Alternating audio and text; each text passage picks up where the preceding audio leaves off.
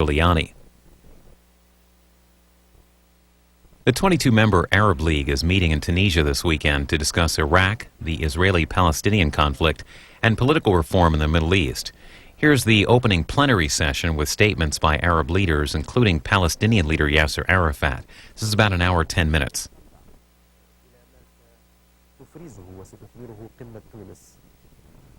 بعد يومين من الأشغال سبقتها بلا شك وكما والآن تنطلق في بدء القمة. أيها الأخوة الأجلاء. Dear brothers, honorable guests, ladies and gentlemen,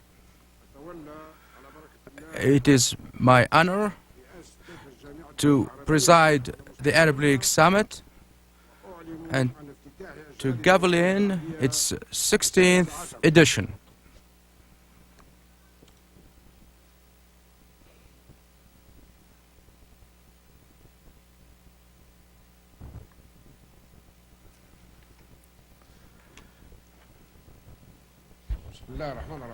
In the name of God, the most clement and most merciful, dear brothers, ladies and gentlemen,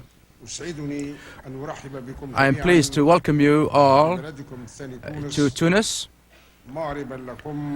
and to express to you my great pride and in your presence, which underscores the long relationships that we have and the solidarity that ties us all together. It is also my pleasure to welcome on your behalf all the guests of this summit, and also would like to express my appreciation for what the Secretary General Omar Moussa has done to improve Arab relations. Dear guests, the eyes of the Arab world are all on us, on our meeting. The Arab world looks forward to decisions that measure up to its aspiration for security and for progress. We have all endeavored to increase the communication and the cooperation between us regarding the essential core causes that we are going to address, so that the resolutions of this summit will measure up to the expectations of the Arab world. We look forward today to a meeting that will consecrate the Arab solidarity and consecrate our desire to move forward on reforms and to consolidate our credibility throughout the world. We also are aware of the immense responsibility that is facing us, and which makes our work important in facing the challenges that our nation is facing in the midst of rapidly unfolding events throughout the world. We would like to register with satisfaction all the ideas and the suggestions that were offered in order to improve the work between the Arab countries. And in this regard, again, I would like to underscore the importance of what Secretary General of the Arab League has offered in terms in the effort to promote the cooperation between the Arab world in a fashion that is progressive and in a fashion that consolidates the economic progress in the Arab world.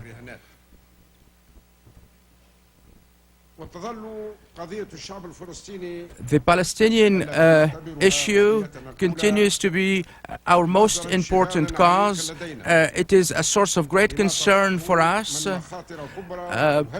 because it is tied to issues that have a bearing on the security not only in the region but also throughout the world, especially after the increase in the level of aggression by the Israelis that has been leaving behind numerous victims, in respect of whom I ask you to stand for a minute of silence, please.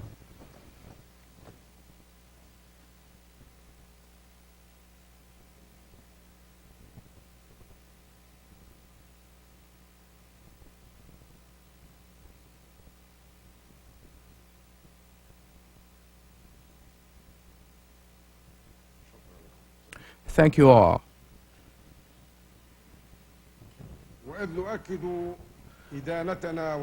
And as we underscore our refusal of the policy of assassinations of leaders and the targeting of civilians, we believe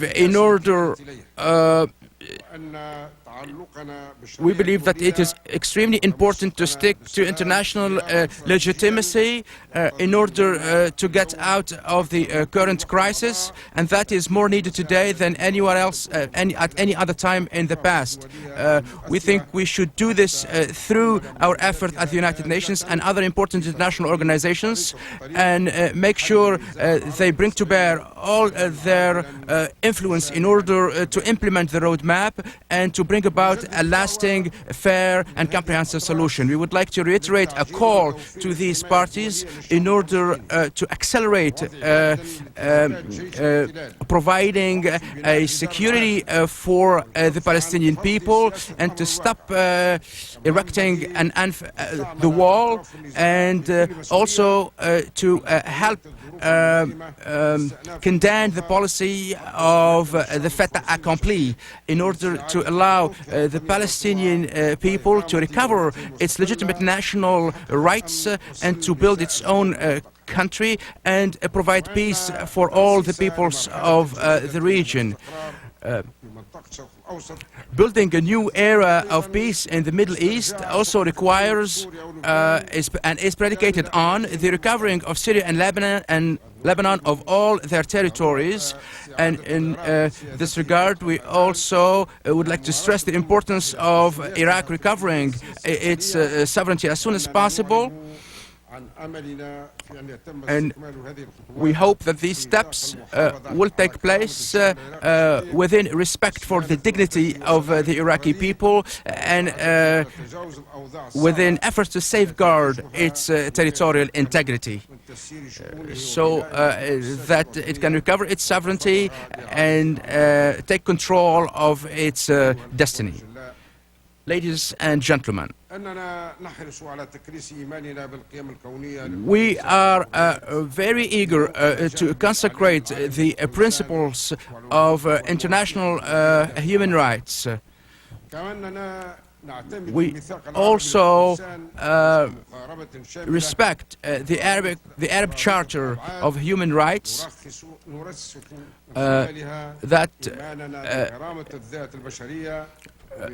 that express our call for democracy, for justice, for dialogue, and for tolerance. My conviction is that this charter will help our nations move forward on the road of progress, improve the status of women, allow her to participate fully in the civil society, and allow her to contribute to the progress and the stability of our society. Our societies, East and West, that have undergone a number of experiences throughout their histories, are capable today, thanks to their vast patrimony, to engage in efforts to enter modernity in a fashion that does not destroy its national characteristics. In this respect, we have always condemned all forms of extremism and the terrorism that results from them. And we have exerted a considerable number of efforts within the international framework in order to deter such actions such as terrorism, which is condemned by all religions in the world. But on the other hand, we called for an effort to address the root causes of these phenomena, such as poverty and exclusion. Today, we are driven to start constructive, rich relationships with all countries in the world that can promote understanding, stability, and tolerance, hoping to be able to contribute to building a more stable world. Ladies and gentlemen, honorable guests, the efforts that are being exerted by our countries in order to improve their economies, in order to promote the role of the private sector, consistent with what is happening in the rest of the world, call upon us to improve our relationships and to consolidate the relationships between our countries, our economies, in order to improve their competitiveness and raise them to a level of outstanding performance, both regionally and internationally. In this respect, we would like to stress the fact that we are satisfied with efforts that have been made in order to promote the free trade zone in the Arab world through expansion of the programs of cooperation, both bilaterally and at the level of the region. In this regard, it is important that we continue to work together at the level of the technology and at the level of the emerging sciences so that we can better manage our resources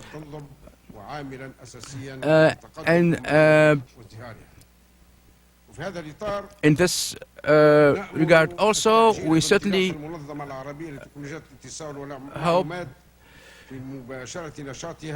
that the Arab League will also play its part in the information technologies, especially that Tunis will be hosting in 2005 an IT International Summit. And we are convinced that the Arab countries, with all its governments and civil organizations, will spare no effort in helping this summit to succeed. And we hope that this will be an opportunity that will allow us to reduce the digital divide and promote science and technology in our countries. Ladies and gentlemen, the nature of the upcoming era calls upon us to come out of this meeting with understandings and resolutions that will help us rise to the expectations of the Arab people.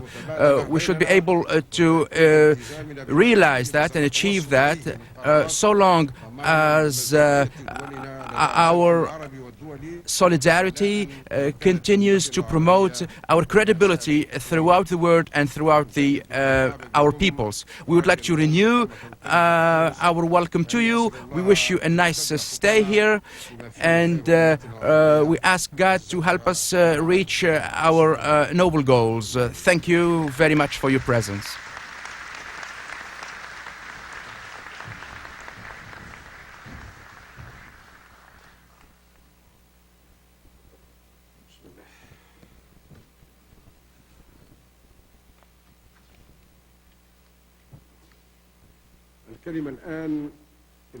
Now I would like to give the floor to His Majesty Sheikh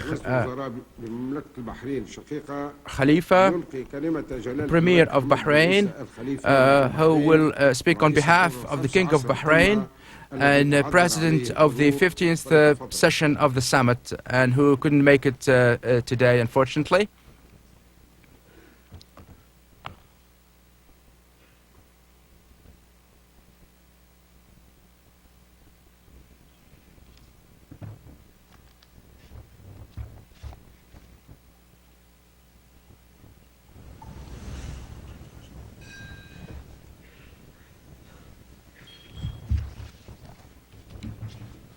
بسم الله الرحمن الرحيم. In the name of Allah, the most clement and most merciful, Your Excellency President Zine Al Abidine Ben Ali, President of the Republic of Tunisia, Your Majesties, Your Highnesses, ladies and gentlemen, it is my pleasure to take part in the Arab Summit in Tunisia and to relate to you the greetings of His Majesty Hamad bin Isa Al Khalifa, the King of Bahrain, and his best wishes for success for your summit. It is my pleasure to read to you his message to this august assembly. In the name of Allah, dear leaders, Mr. Secretary General, Your Excellencies,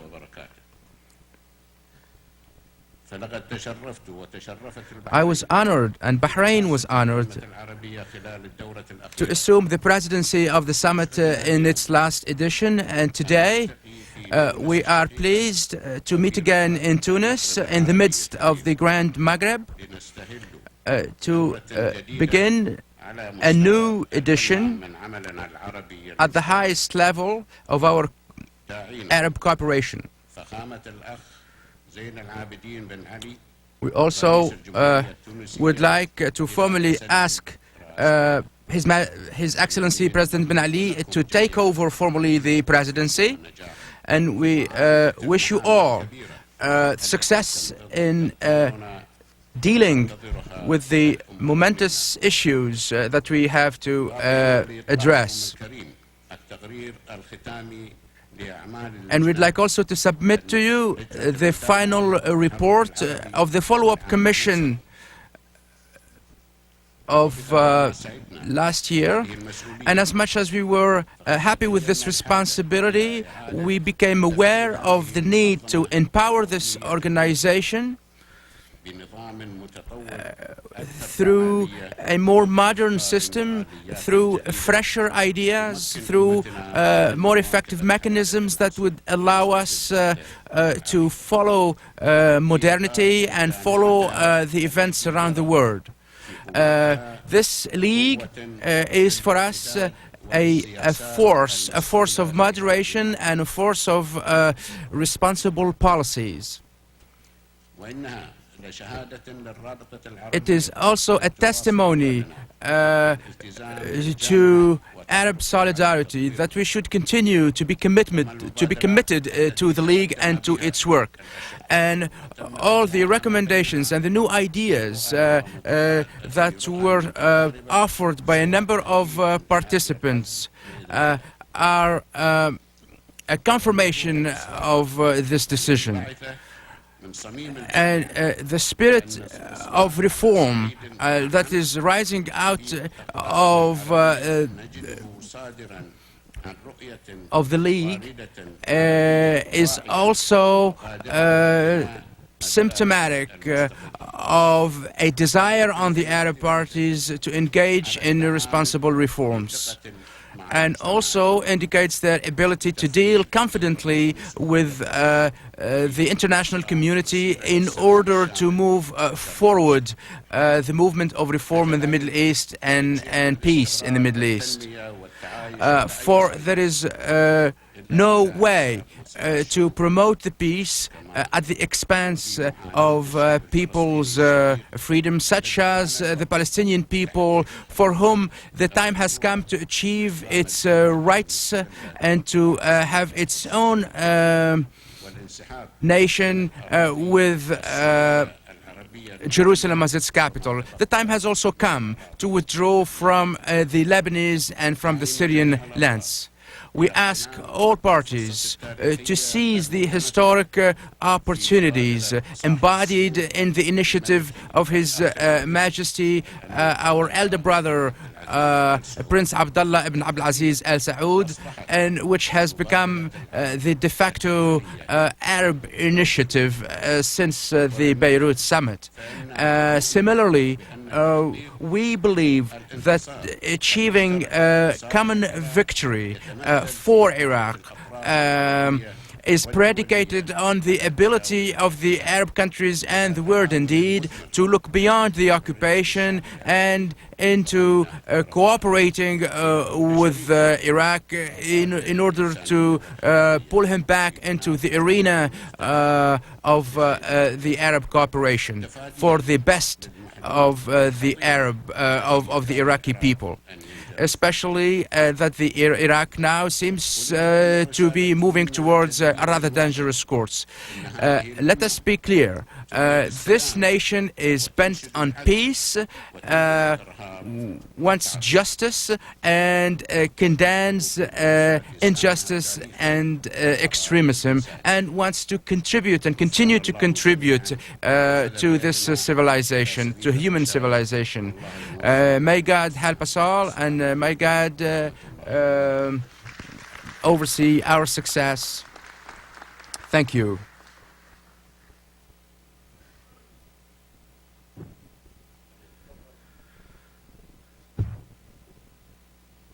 الأخ فخامة الرئيس رئيس الدولة. Mr. President of Tunisia. Thank you, Mr. Khalifa bin Salman Al Khalifa, Premier of Bahrain, for his important message.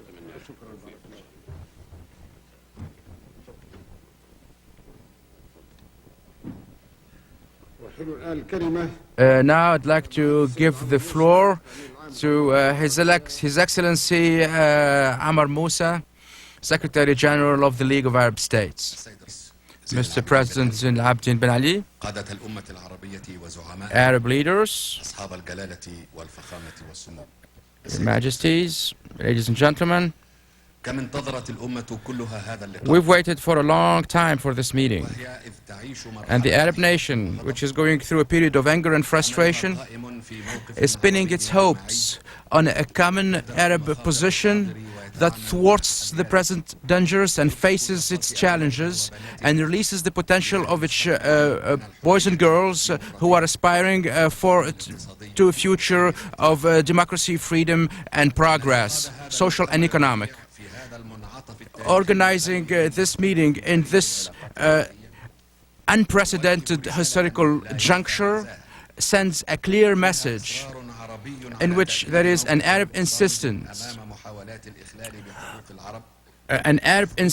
on maintaining the rights of the Arabs to their land, insisting on the rights of the Arabs to face occupation wherever it takes place and to resist it, a message on the Arab part that insists on being part of the human culture and the human civilization and to contribute to it in its own way.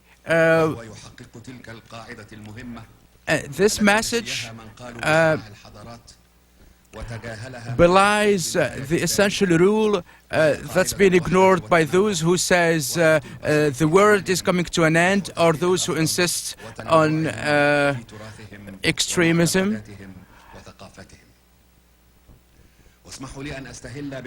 Allow me to start by extending to President Zine Abdin and to the country of Tunisia and its people congratulations on the occasion of the assumption of the presidency of this summit. I've known President Zine Abdin as a proponent, a fervent proponent of the efforts of the League of Arab States, which is called upon to look at itself in the mirror and try to deal with its deficiencies and inadequacies. That is what is needed in order for us to be able to get on the train of modernism.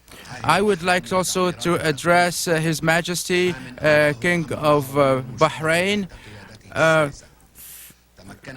and thank him for the work he's done last year and what the League has been able to achieve under his leadership last year, and all the recommendations that he put forward in order to improve the work of our organization.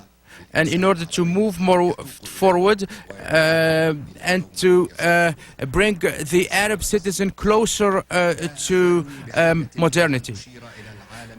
Mr. President, there is no need for me to elaborate on the realities of the world today, which is a very stormy reality that is characterized by excessive use of force, inadequate policies, and double standards. The current world order has not been able to solve the social-economic problems. On the contrary, the problems have been exacerbated, which may predict a dwindling of the chances of the world to reach a satisfying level of peace. The Arab world, in this respect, is living exactly through that.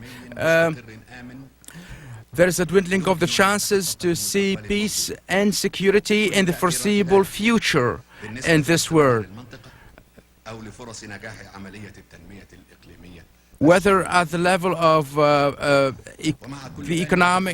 economic reality or the social reality. Despite all that, the Arab world has moved politically. In Beirut, it has initiated a number of ideas to solve the Palestinian-Israeli problem, indicating what is needed in order to achieve this peace. We have maintained and insisted and underscored the importance of the state of Palestine, with East Jerusalem as its capital. We also insisted on solving the problem of the refugees pursuant to Resolution 194. We also insisted on the withdrawal from the Arab lands that was occupied since 1967.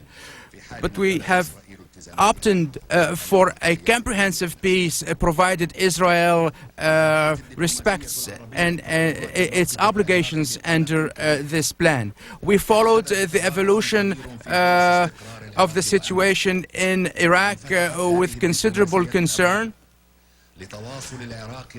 And we have strived to maintain the relationship between the Iraqi people and its Arab brothers. We also have made sure that the United Nations examines all the options available and works for the return of the sovereignty of Iraq to Iraqis, which is, in our view, the most important thing that needs to be done in addition to the withdrawal of the occupying forces. The Arab diplomacy has also followed the situation in Sudan. It has supported efforts by the Sudanese government tending to reconstruct the south of Sudan through Arab fundings and through Arab cooperation that has resulted in allocating $200 million for a reconstruction project in South Sudan. We also follow the events taking place in Darfur and which call for humanitarian help immediately. And we also follow the reconciliation efforts in Somalia. On another hand, the Arab world initiated development efforts that can result in a qualitative change in the life of the Arab citizen, for which he has waited for a long time. The right to freedom, the right to democracy, the right to participation, the right to self-determination. The call for the reform and call of modernism is a rightful call, it is supported by a real need, especially that we agree that development and progress and acceleration of it springs from a popular desire and a popular need that respects the need for dynamism at the same time as it respects the particular characteristics of each culture. However, there has been a great deal of confusion about the principles involved, which seem at some times to be rather contradictory or selective. As you mentioned through your responsibilities, our needs to coordinate our efforts in order to achieve common interests and to maintain common interests with our friends, in a word that does not deny us our rights while it imposes responsibilities on us. A number of suggestions and recommendations coming from the Arab parties have come to consolidate our vision of promotion of democracy, promotion of the status of women, a promotion of Arab strategy for comprehensive reform that is compatible with modernity and is compatible with international and universal principles. Among these ideas, there are recommendations talking about peace in the region. However, from these recommendations, a number of regional considerations were excluded, such as the need for disarmament, general disarmament in the whole region. There is also an effort to refute the possibility of dealing unilaterally with the most influential powers in the world. In this respect, you can see very well that the best course for the Arabs in the midst of this very stormy circumstances is to formulate a common position that covers the Arab world in its totality, and also to promote an arms-free region in the Middle East. And I would suggest that this particular subject be discussed in the League of Arab States, which is the common denominator between us all. And I mean here the Ministerial Council or any other commission you might decide on. I would like to say that this cooperation has to be not unilateral, because none of us can unilaterally negotiate and have a bargaining position that is interesting enough for them to help them promote their best interest. Mr. President, you entrusted me on the day I was nominated to this position over 3 years ago. I was asked to modernize the League of Arab States and all its institutions so as to allow it to perform its duties regionally and internationally in the best way possible. And I did do just that. And today I would like to offer to you specific recommendations that I formulated on the basis of suggestions that I received from member states that was formulated by specialized commissions that were meant by experts and professionals.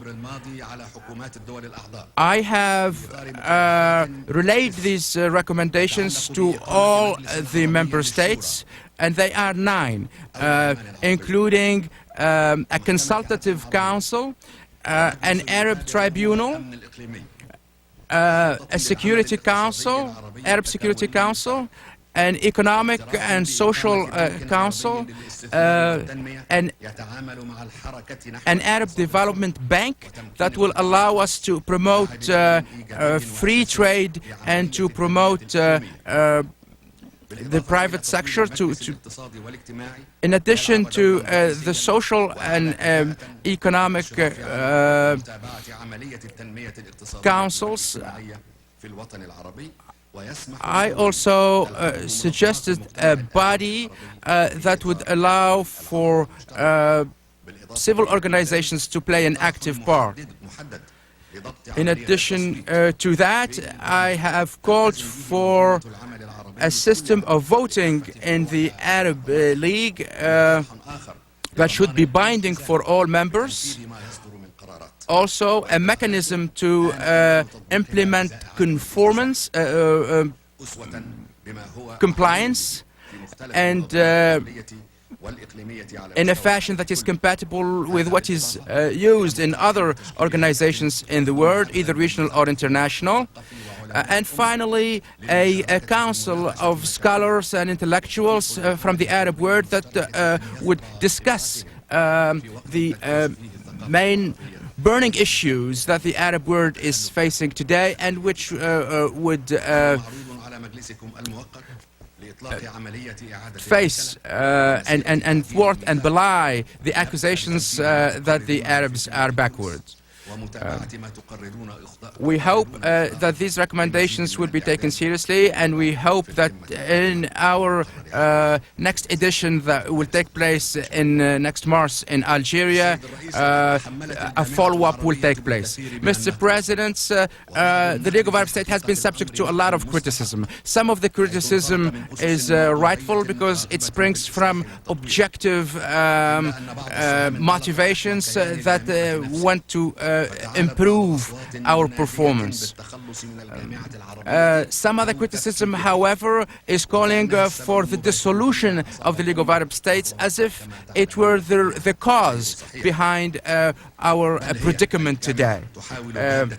But that is not true, as you know, because the League has been part of the solution, has been part of the remedies. And the truth is that the League has not been empowered in order to play its role perfectly, either from the standpoint of funding or from the standpoint of capabilities and from competences. So from the human resources point of view and from the funding, we have been behind. But despite that, and since its genesis over 60 years ago, the League of Arab States has contributed tremendously, and it continues to be a forum that gathers all the Arabs. And we have been able to achieve a lot despite the shortcomings and despite the inadequate circumstances in which we've been operating. And we covered, we dealt with Sudan, we dealt with the Comoros Islands, now we're dealing with Iraq. And through its experts and through the representatives of these countries, we have accomplished a great deal, as I said, in promoting Arab solidarity. The League has dealt with a number of issues, economic, cultural, social, and as we look at the free trade Arab zone, which we were able to set up in months, basically. And all the other commissions, scholarly commissions, which are expert committees that were set up to look at specific problems. In doing so, we have sort of contradicted all the claims of backwardness that were directed towards us. We also did a lot in order to promote the status of women. And we have worked cooperatively with a great number of international organizations and regional organizations, namely organizations from Latin America, which extended an invitation to us to work with her. We also promoted our culture in the book fair in Frankfurt, and we continue to work seriously despite all the shortcomings and despite the lack of support. Mr. President, the League of Arab States, with all its institutions and secretariat, is an expression, an important expression of the concord between us, and it's the guarantor of what we do. It is the mechanism that allow us to talk to each other.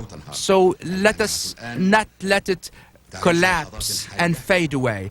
We are going through a very momentous period in this history, and we hope to be able to navigate through it, through this institution, and thanks to this institution. Mr. President, in a long report that I submitted, I have elaborated on the economic situation, social situation, political situations in the Arab world. I talked about Somalia, I talked about Palestine, Iraq, and other issues, and also talked about a number of accomplishments that we have been able to do. And finally, I think a meeting of the decision makers today is a cause for all the Arab people to look forward to and look up to you. And as the classic Arab poet Al-Mutanabbi said, he said, agreement is essential for any country to achieve, or any nation to achieve progress. Thank you.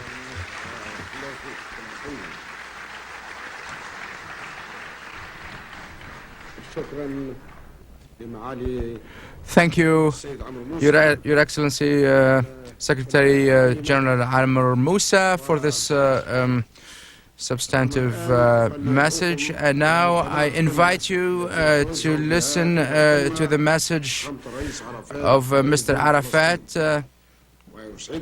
And it is my pleasure on this occasion to salute our militant brother Yasser Arafat, whom we wished could be with us today. I will also salute the resistance of the Palestinian people, and we'd like to express our total support for him in his quest for his national rights.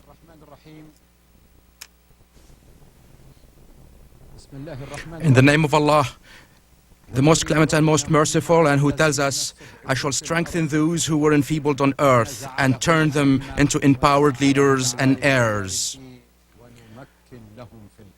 Thus Allah ordained, and thus it shall be. In the name of Allah, Allah is great.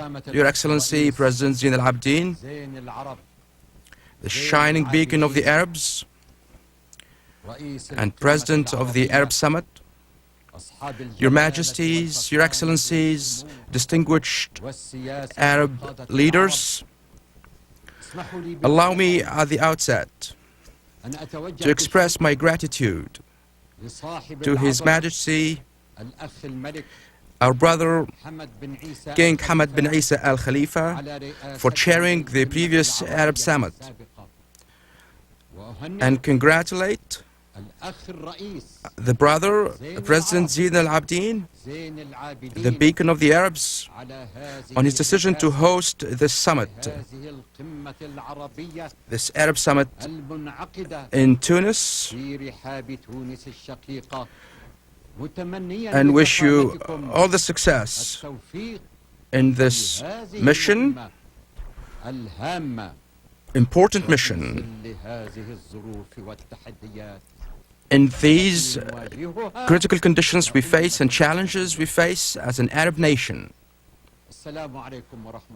Welcome to all. From Palestine, from Holy Jerusalem, the land of our fathers and grandfathers, I salute you in the name of our Palestinian resilient people who is resisting in the land of resistance, as you are meeting today in Tunis in these critical times of our history as an Arab people, to lay out a unified Arab strategy in defense of our existence, of our future, and of our Arab national security, and to extend help to our people in Palestine, in Holy Jerusalem, and also to the Iraqi people. Our Palestinian people is convinced that Palestine, the president of which has been precluded by the Israeli occupation from attending this historic summit, is not absent, but present through you. Palestine was and shall forever be in the heart and soul of our brothers and Arab leaders, and in the hearts of soul of the Arab nation, for its cause is the central cause of the Arab people. And the danger we face in Palestine today, as the Israeli occupation is waging a war of extermination and erecting a Eurasian wall and doing settlements and engaging in ugly crimes daily against our people in the West Bank and Gaza. And lately, what's happening as I speak in Rafah, in addition to what's happening in Jerusalem against our holy sites, both Christian and Islamic. And in Bethlehem, which was reoccupied again, and Gaza, Khan Yunis, and Beit Hanun, and Dir al-Balah, and Galilee, Tulkarem, Qalqilia, Jenin, Nablus, and others, which calls for a serious position for Palestine. My friends, is the first direction we pray to, and the site of our prophet, and the birthplace and the site of the resurrection of Christ. The conspiracy over Palestine, as everybody knows, started in 1897 in the Basel Jewish Congress and continues until now. Your Excellency, President Zine al-Abidine Ben Ali, the beacon of the Arabs, Your Majesties, for more than 40 months, our land and our people have been subjected to an unprecedented escalation, unmatched in its fierceness, and it is an unjust Israeli aggression that targets the land, the people, the holy sites, the infrastructure, and in an effort to drive out our resilient people from its land, despite its resistance and its faith. Yes, faith. The government of Israel uses, as you well know,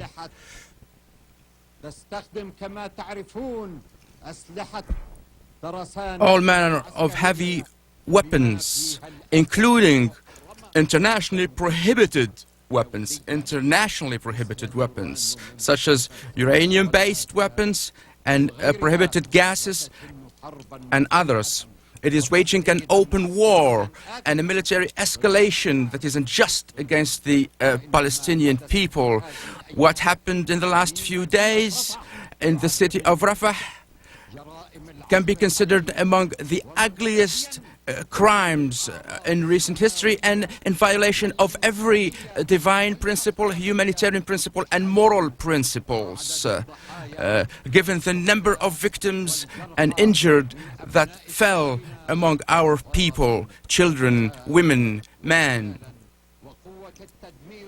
The force with which this aggression has been done has destroyed our houses, infrastructure, official buildings,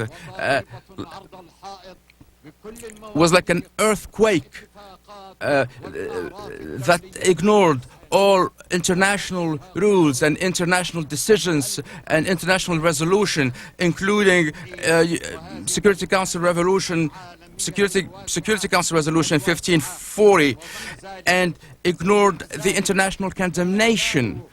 And despite all that, they continue to practice the ugliest war crimes and racism. This is a policy that has reached its peak with the Israeli occupation's decision to erect a racial wall. This racial wall that forfeits 58% of the West Bank and prevents us from building our own nation on our land. Is this acceptable? Is this acceptable? Is this acceptable? Yes, on our own Palestinian land, with its capital, Jerusalem. And the government of Israel continues its military escalation everywhere on our land. It continues to practice terrorism, to commit crimes, assassinations of our leaders and cadres, national cadres, including what happened in the for Sheikh Ahmed Yassin and my brother, the martyr, Dr. Abdelaziz Rantisi, and my brother, the martyr Abu Ali Mustafa, and others, among thousands of other martyrs who fell among the leaders and the cadres who are militants. The government of Israel in this open war and through reoccupying our land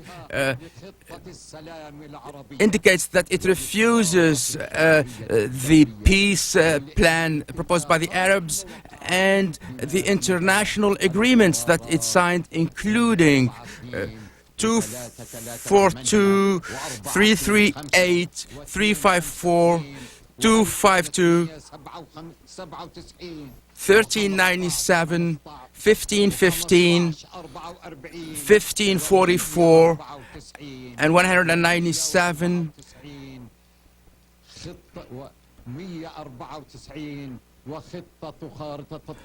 And the roadmap on which it put 14 reservations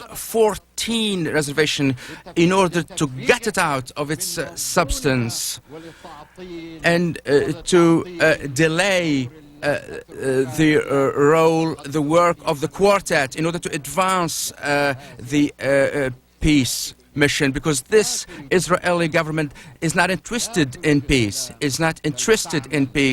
but works in order to consecrate the occupation. And here I ask you, my brothers, Arab leaders, to consider the importance of the Jerusalem Commission to make sure its meetings are held continuously and as early as possible in order to follow up on the events that Jerusalem is subjected to, the holy city of Jerusalem, in order to prevent and to fight the risk of Judaization of Jerusalem, and to fight for its people, because Jerusalem is a responsibility that lies on the shoulder of every one of us. And hopefully we will pray together in Jerusalem, come what come may, and no matter who opposes that. In the name of Allah, we shall do it. They shall enter the mosque as they entered it the first time, as Allah says. And they will do what they have to do. They will do what they have to do. Allah never goes back on His promise. Allah never goes back on His promise. Your Excellency, President, Your Majesties, distinguished Assembly, despite that, and in fighting this war, and in facing this war, the will of our people will never be broken. Its resistance will continue.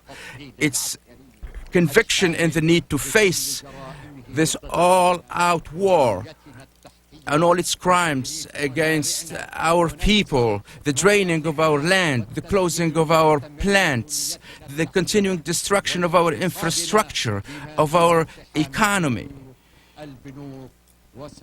including the raids on banks,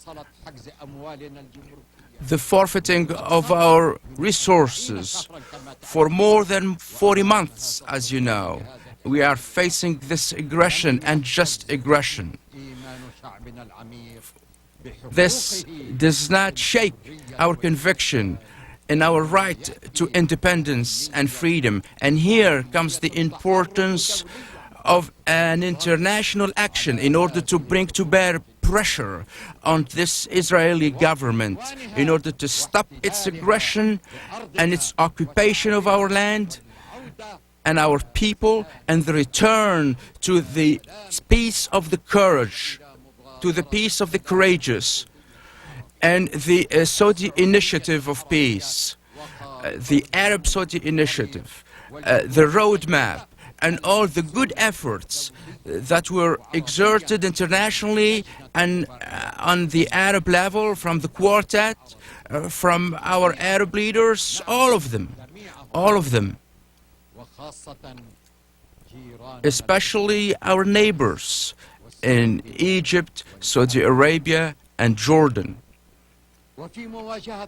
And in facing this war, my friends, dear leaders, we reiterate our commitment to the choice of peace, fair, lasting, and comprehensive, that satisfies our national demands that are unshakable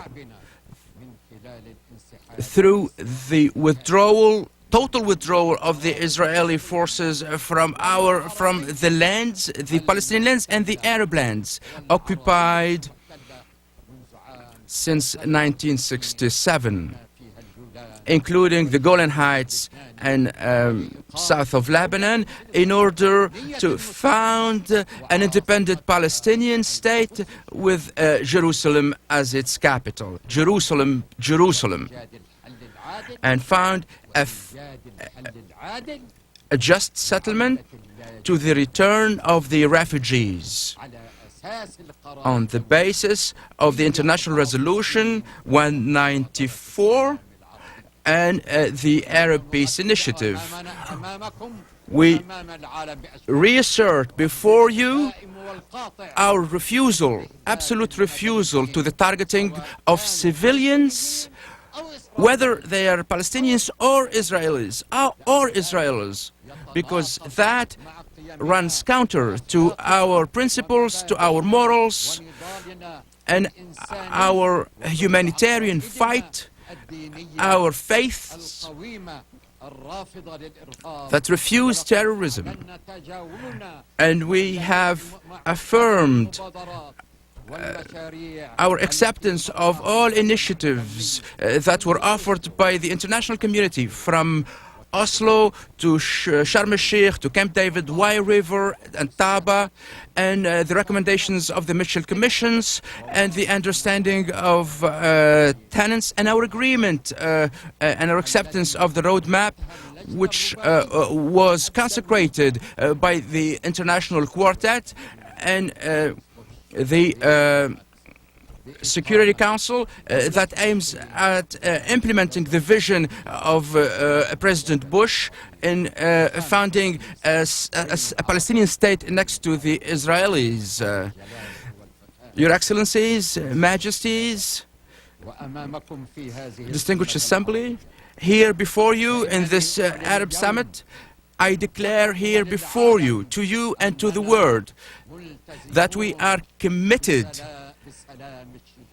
to the peace of the courageous, and that the PLO and our national authority and our security apparatuses are ready to accept all the responsibilities, security responsibilities that derive from the international agreements that we signed in all parts of our land from which the Israeli forces will withdraw,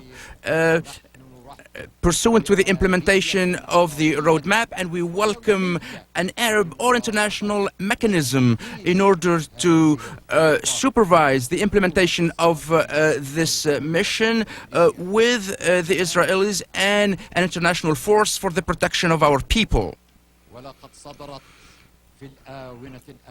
Recently, we heard some declarations from the Israeli party that talks about the intentions of this government to withdraw from Gaza and from some settlement outposts.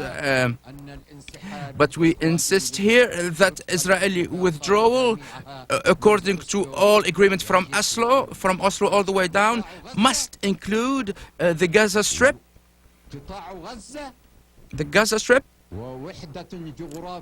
and a geographic unit, and political unit and legal unit that applies to the West Bank the same way it applies to Gaza Strip, under an international sponsorship, an Arab sponsorship. And I declare from the midst of the siege that the occupation and the military option that Israel has chosen will not bring about peace and security for the Israelis, and that only negotiations on the basis of international legitimacy and the road map and the Arab initiative are the guarantors of the peace and good neighborhood and good neighborly relationship between the two people in the whole region, for the promotion of a better future for our children and their children, for the better future of our children and their children. Your Excellencies Zain al-Abidin bin Ali, Your Majesties, the many challenges face our nation today, Arab nation today, and I call from within the siege to consolidate the Arab cooperation and the Arab solidarity in every way possible. Nothing will protect the Arab nation more than its standing shoulder to shoulder and its solidarity. The Arab people look forward towards a decision to promote the Arab solidarity through a further reinforcement of the role of the Arab League. Allow me to call this summit to help the Iraqi people maintain its unity, and maintain its territorial integrity for all the Iraqis, all of them, who are very dear to us. I salute you from the land of Palestine. I salute you from the land of Palestine, the land of the martyrs, the land of resistance, the land of resilience, the land that was important for Muhammad, our prophet, the birthplace of Jesus and where he was resurrected. And allow me to say that the resistance of the Palestinian people, who is very proud to belong to the Arab nation,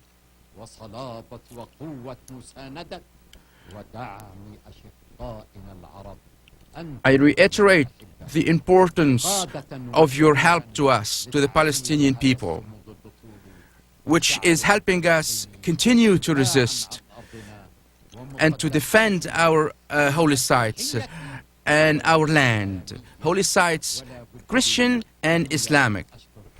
At the end, I'd like to thank our Arab friends who have continued their help and their support for our people, and also all our friends around the world. I wish you all the success. In the name of God, I wish you more success, and I wish you a positive conclusion for your summit. And together, until we reach Jerusalem. In the name of Allah, in the name of Allah, the most clement and most merciful. They shall enter the mosque as they enter it first. They shall enter the mosque as they entered it first. Thank you. May God's peace be on you.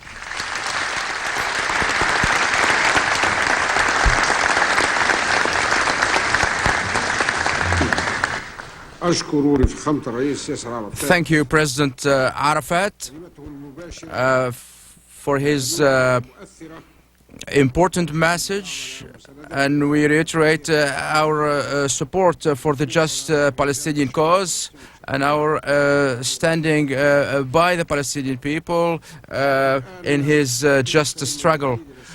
And now I'd like to give the floor to the Secretary General to review the messages that we received from a number of international organizations. Thank you, Mr. President. The summit received messages from Vladimir Putin, the President of the Russian Federation, from Kofi Annan, Secretary General of the United Nations, Abdallah Badawi, the Premier of Malaysia, and the non-aligned movement. Abdullah Gulman, Deputy Prime Minister of Turkey, from the Japanese government, the Arab Investment Organization, the Arab Workers' Union, the Islamic Congress, and from a number of other organizations, from a number of Arab and international parts of the world. Thank you, Mr. Secretary. I would like to again extend a welcome to the guests, representatives of Arab organizations. I express my appreciation for the messages that we heard.